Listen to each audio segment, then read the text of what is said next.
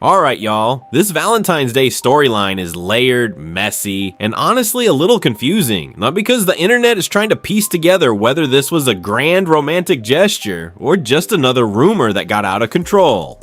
So here's what's being alleged. Word started circulating that Offset sent Cardi B 10,000 balloons for Valentine's Day. Yes, 10,000, not 50, not 100, 10,000 balloons. The kind of over-the-top gesture that instantly screams, "I'm trying to make a statement." Now, of course, the timing of this rumor is what has people raising eyebrows. As we all know, Cardi B and Stefon Diggs are no longer together following that very public breakup after Super Bowl weekend. Once news broke that she and Diggs had split, social media immediately started speculating whether Offset might try to slide back in.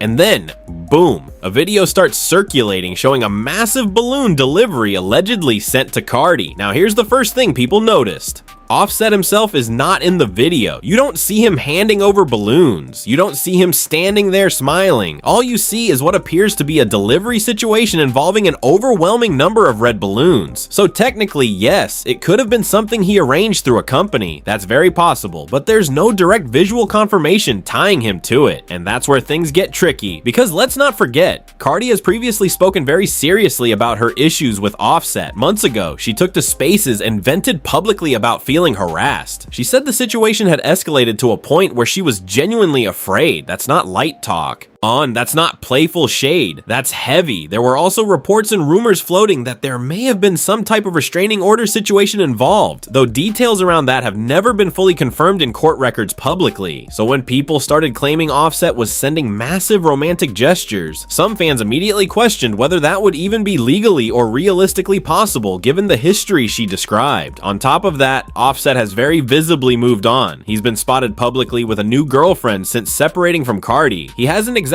been hiding her either. They've been out together, photographed together, and she's clearly been part of his life recently. And here's where the tea thickens. After these balloon rumors started spreading, Offset's current girlfriend posted her own Valentine's Day gifts from him. The timing was interesting. Whether she was intentionally trying to debunk the balloon story or simply showing off what she received, it definitely looked like a response. Almost like, he's right here with me. So now the internet is split into camps. One group believes Offset absolutely could be trying to get back in Cardi's good graces now that she's single again. They argue that 10,000 balloons feels like the kind of dramatic headline-grabbing gesture he would make, especially if he wanted to remind her of their history and family. Another group thinks the entire thing is speculation with no solid proof. They're pointing out that there's no confirmation it was him, no verified statement, and no footage connecting him directly to the delivery. Oh, and then there's the third group who thinks if Cardi really did feel unsafe or harassed in the past, it wouldn't make sense for her to welcome that kind of gesture now. At this point, everything is still alleged. There's no confirmation from Cardi, no confirmation from Offset, just a viral video, a sea of balloons, and a whole lot of speculation. But I will say this, if it was him, that's not a subtle move. That's not a quiet text message. That's a "I need you to notice me" kind of statement. 10,000 balloons isn't random. That's deliberate. The bigger question is whether Cardi would even entertain that. After everything that's happened publicly, the arguments, the accusations, the breakups, the new relationships, would she actually consider going back?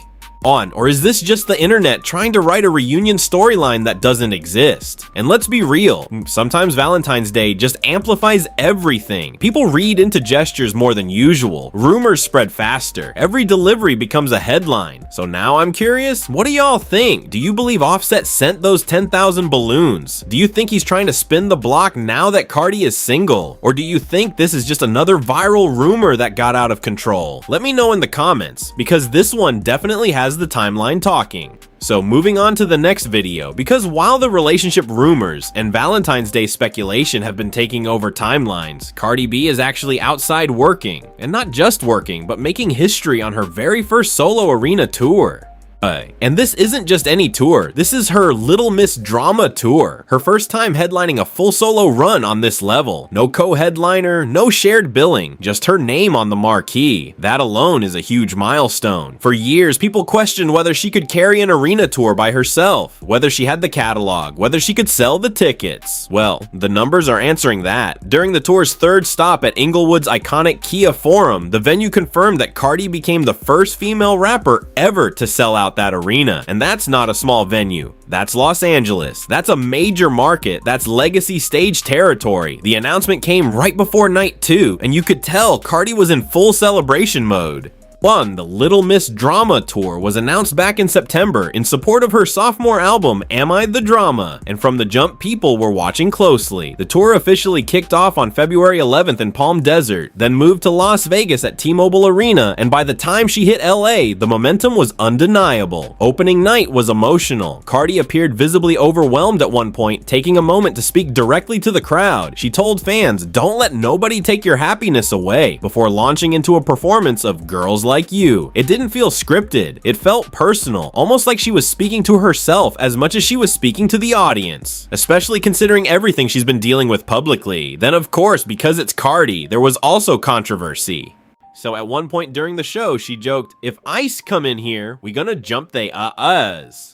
The comment immediately sparked debate online and even triggered a social media back and forth with political figures. Some fans saw it as a joke, hyping up the crowd. Others viewed it as inflammatory. Either way, it got people talking, and once again, Cardi proved she knows how to dominate a news cycle without even trying. But the LA show had one more major moment that really sealed the night.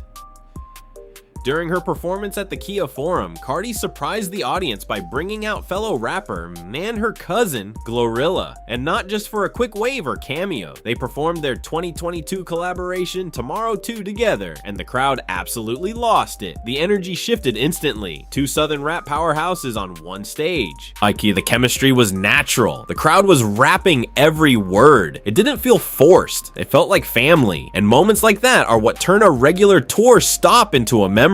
Between the sold-out milestone, the emotional speeches, the controversial commentary, and the surprise guest appearance, this tour is shaping up to be a defining chapter in Cardi's career. Love her or hate her, you can't deny she's making noise, on stage and off.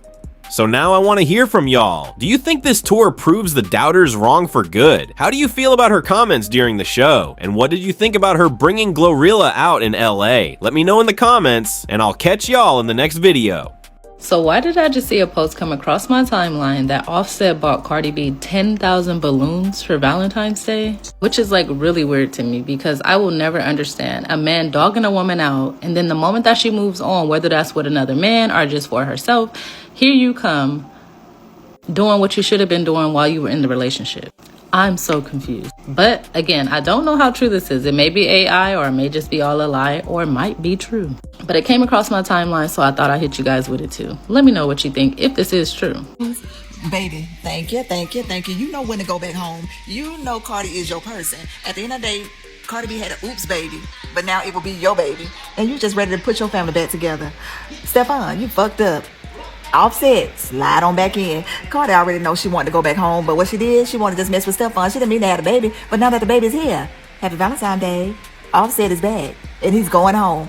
I really want these two to get it together. Offset, step up to the plate, and this time, you won't fumble Cardi, and Cardi won't fumble you. At the end of the day, love is love, and nobody can ever replace that. See, Stefan was just somebody to give you a taste of your own medicine. Offset said, I'm going home. Stefan, you face all your legal words along with all your baby mamas. I'm going back to my wife, and we're going to be family. And those 10,000 balloons and flowers, it was just the only beginning, because your heart belongs to me. Offset, you win it. Thank you, thank you. Cardi B, when you fell on your ass, you was waiting on for Offset to come in and slip it up. Happy Valentine's Day. Offset, nephew, you better get your ass over there and get over there on Cardi B. Cardi B, because she know her heart is in